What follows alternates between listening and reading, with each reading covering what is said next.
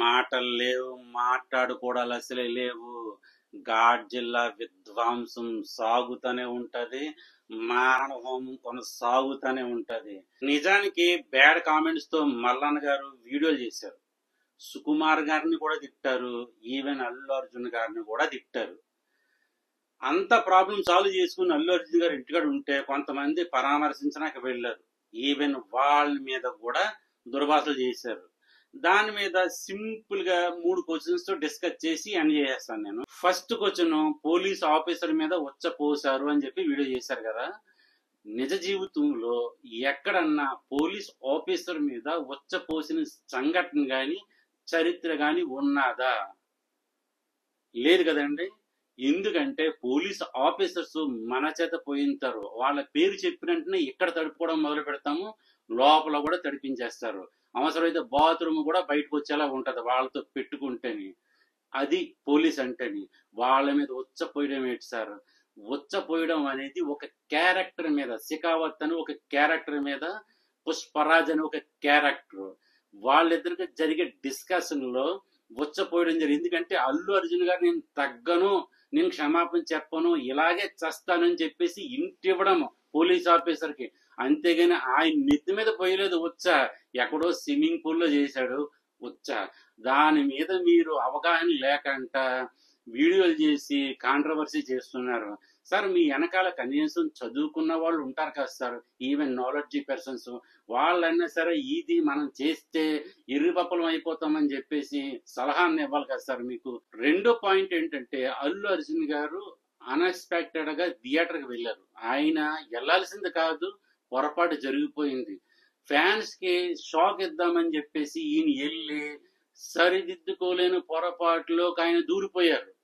సరే, అక్కడి నుంచి ఆయన పోలీసులు తీసుకు వెళ్ళిపోయారు, లోపలేశారు. ఆయన బయటకు వచ్చిన తర్వాత ఫ్యామిలీస్, సినీ యాక్టర్స్ వెళ్ళి పరామర్శించారు.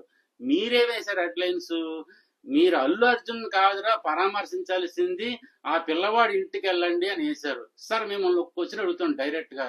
మీరు రోడ్డు మీద వెళ్తున్నప్పుడు ఎవరినన్నా గుద్దేసి చంపేశారే అనుకోండి, పోలీసులు వచ్చి మిమ్మల్ని బొక్కలో వేసేస్తారు, బెయిల్ మీద మిమ్మల్ని ఇంటికి తీసుకొస్తారు. ఇంటి తీసుకొచ్చిన తర్వాత మీ బంధువులు, మీ స్నేహితులు, మీ ఫ్యామిలీ వాళ్ళు, మీ భార్య తరపున వాళ్ళు మీ ఇంటికి వచ్చి పలకరిస్తారా? లేదంటే డైరెక్ట్ గా ఆ పిల్లవాడి ఇంటికి వెళ్ళిపోయి అక్కడి నుంచి ఫోన్ చేసి ఒరే మల్లన్న ఇలా చేసేవేంట్రా అని అడుగుతారా? అడగరు కదా. మీ ఇంటికే వస్తారు. ఎందుకంటే ఎలా జరిగింది, ఏ విధంగా జరిగింది, దానికి పరిష్కార మార్గాలు ఏంటి, అసలు ఇంట్లోంచి ఎలా బయటపడాలి, దానికి సొల్యూషన్ ఏంటి, అవతల ఫ్యామిలీకి ఏం చేయాలి, ఏం చేస్తే ఈ టాపిక్ ఇంతటితో ఎండ్ అయిపోద్దని సబ్జెక్ట్ కోసం ఇంటికి వచ్చి మాట్లాడతారు. అది హ్యూమినిటీ అంటారు. అంతేగాని ఇంటికి వచ్చింది పొరపాటు అని ఎవరు అనరు. కనీసం వాదించామంటే మినిమం నాలెడ్జ్ ఉండాలి కదా సార్ తీన్మార్ గారు. థర్డ్ పాయింట్ ఏంటంటే, పుష్పరాజ్ కి జాతీయ అవార్డు ఎలా ఇచ్చారు, ఎందుకు ఇచ్చారు అని చెప్పేసి మీరు క్వశ్చన్ వేశారు సార్. పుష్ప అనేది ఒక సినిమా సార్, అందులో పుష్పరాజ్ అని ఒక క్యారెక్టర్ సార్. ఆయన గంధపు చెక్కలు అమ్ముకున్నాడా, గన్నలు స్మగ్లింగ్ చేస్తున్నాడా, సారాయి కాసాడా అనేది ఇవ్వలేదు సార్ జాతీయ అవార్డు. సార్ సినిమాలో మీరు చెప్పిన తర్వాత సినిమాలో ఏముందా అని మళ్ళీ ఇంకొకసారి వెళ్ళి చూసాను సార్. నేను సినిమాలో చూస్తే మర్చిపోయే డీటెయిల్స్ ఉన్నాయి సార్. నాకు జాతీయ అవార్డు ఇవ్వడం ఇంకా నిజంగా తక్కువే అనిపించింది సార్. సార్ ఒకే ఒక సన్నివేశం చెప్తాను. వాళ్ళ అమ్మ అప్పు తీసుకుందని చెప్పేసి బకాయి ఎత్తుబడి వచ్చి నానా బూతులు తిడతా ఉంటాడు. అప్పుడు అల్లు అర్జున్ పళ్ళు తోముకుంటా బాత్రూమ్ లోకి వెళ్తాడు సార్. బాత్రూమ్కి వెళ్ళి లింగి ఎలా ఎత్తుకుని కూర్చుంటాడు సార్. ఆ సీను ఏ హీరో అన్న నేచురల్ గా చెయ్యగలడా సార్? క్వశ్చన్ వేస్తాను. చెయ్యగలడా? చెయ్యలేడు. ఆ సీన్ చెయ్యాలంటే గట్స్ ఉండాలి. జాతీయ అవార్డు ఇవ్వడానికి జాతీయ వాళ్ళు ఏమైనా ఎర్రిపప్పలా సార్, ఏ సినిమా పడితే సినిమాకి ఇచ్చేయడానికి? అలాగైతే కేజీఎఫ్ లో ఇలాంటి రకరకాల స్మగ్లింగ్ గూడ్స్ వచ్చే సినిమాలు ఉన్నాయి, ఎన్ని సినిమాలకు ఇవ్వాలి సార్ జాతీయ అవార్డులు? అలాంటి సినిమాలకు రాదు. ఎందుకంటే క్యారెక్టర్ లో లీనం అవ్వాలి. ఆ క్యారెక్టర్ 100కు 100% న్యాయం చేయాలి. ఆ న్యాయం చేస్తే అది చూసి ఓకే అనుకుంటే జాతీయ అవార్డు ఇస్తారు సార్. జాతీయ అవార్డు ఇచ్చిన వాళ్ళు ఫూల్స్ కాదు సార్. సుకుమార్ గారిని, ఈవెన్ అల్లు అర్జున్ గారిని కూడా చాలా పెద్ద మాట సార్ అది. వాళ్ళ బతుకు ఎక్కడ, మన బతుకులు ఎక్కడ సార్? ఆయన ఒక్క రోజు కలెక్షన్ అంత ఉండదు మన బతుకులు సార్. మీ వీడియోలన్నీ చూసిన తర్వాత నాకేం అర్థమైందంటే, మీరు కామెడీ పీస్ అని తెలియదు సార్. ఏంటంటే కాంట్రవర్సీ కోసం ఏదో ఒక 4 పాయింట్ తీసుకొని పబ్లిక్ లోకి వెళ్ళి పంచాయతీలు చేస్తుంటారు. కానీ మీరు మినిమం నాలెడ్జ్తో సరైన పాయింట్ తీసుకుని దాని మీద మీరు డిబేట్లు చేయరు. సార్ మీకు 2 పాయింట్లు చెప్తాను, 2 పాయింట్ల మీద వీడియో చేసేయండి సార్. భూదేవి అంటే భూమాత అంటే తల్లి, జన్మనివ్వడమే కాదు ఇచ్చిన జన్మని ఎలా కాపాడుకోవాలో తెలిసిన తల్లి. అదే భర్తకి సహధర్మసారిణి అంటారు. అంటే భర్తకు అన్యాయం జరిగిన, కొడుకులకి కూతురికి అన్యాయం జరిగిన అలా వైకుంఠంలో ఒక డైలాగ్ ఉంటుంది సార్. రోడ్లు ఖాళీగా ఉన్నాయని కార్లు వేసుకుని వచ్చేకండ్రు, ఇక్కడ అన్న కూడా ఉన్నాడు అడ్డంగా నిలబడిపోతాడు అంటారు. అలాగ అడ్డంగా నిలబడిపోతారు సార్. అటువంటి తల్లి బాహుబలి 2 సినిమాలోని శివగామి గారు అమరేంద్ర బాహుబలిని చంపేయమంటారు సార్. కట్టప్ప నువ్వు చంపుతావా నన్ను చంపేయమంటావా అని అడుగుతా సార్. చాలా పొరపాటు. ఒక తల్లి అంటే ప్రపంచం అంతా గౌరవించేది. అటువంటి తల్లి ఇంత నీచానికి దిగిందంటే ఆవిడ మీద మీరు డిబేట్ చేసి ఒక్క పోస్టర్ లాంటిది ఒకటి వేసి ఉంటే రాజమౌళి గారు ఫారెస్ట్ లోకో లేకపోతే ఆఫ్రికాకు పారిపోయి ఉంటుంది సార్. ఇక్కడక్కడ తిరగంటాను.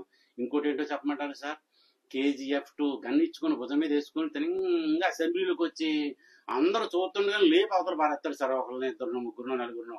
మరి దాని మీద కూడా మీరు ఒక వీడియో చేస్తే KGF3 రాదు సార్. పొరపాటున తీసేస్తారు. మరి మీరు ఆలోచించండి.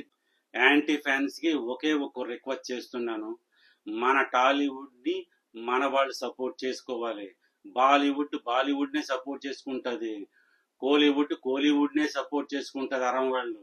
అలా మన టాలీవుడ్ ని మన వాళ్ళు మనకు సపోర్ట్ చేసుకోవాలి. కానీ ఆ ఫ్యాను ఈ ఫ్యాను మా హీరో మీ హీరో అని చెప్పి కొట్టుకుని ఇటువంటి కాంట్రవర్సీలు చేసుకుంటా ఉంటే ఇలాంటి మల్లన్న గారు లాంటి వాళ్ళు చాలా మంది ఉన్నారు యూట్యూబ్ లోని. రకరకాల వీడియోలు పెట్టేసి మెగా ఫ్యామిలీకి అల్లు అర్జున్ కి గొడవలు పెట్టి ప్రళయం సృష్టించేస్తున్నారు. అది మీరు ఎదురుపక్కల్లా చూసేసి సంకలు కొట్టేసుకుంటా కామెంట్లు చేసుకుంటా కూర్చున్నారు. అది కాదు ఇంపార్టెంట్. మెగా ఫ్యామిలీ అంతా ఒకటే, సినీ ఫ్యామిలీ అంతా ఒకటే, అన్నదమ్ములే కలిసి ఉంటారు. ఒక షాకింగ్ న్యూస్ చెప్పమంటారా? RRR లో NTR రామ్ చరణ్ గారు కొరడాతో కొట్టారు. మొన్న బయటపడింది ఆ వీడియో. ఒళ్ళు జలధరించింది. NTR కి ఎక్కడ దెబ్బ తగిలిందని చెప్పి రామ్ చరణ్ గారు పరిగెత్తుకుని వచ్చేసి కౌగిలించుకుని ఏడిసేస్తున్నాడు. నా కళ్ళతో నేను చూసి నమ్మలేకపోయాను.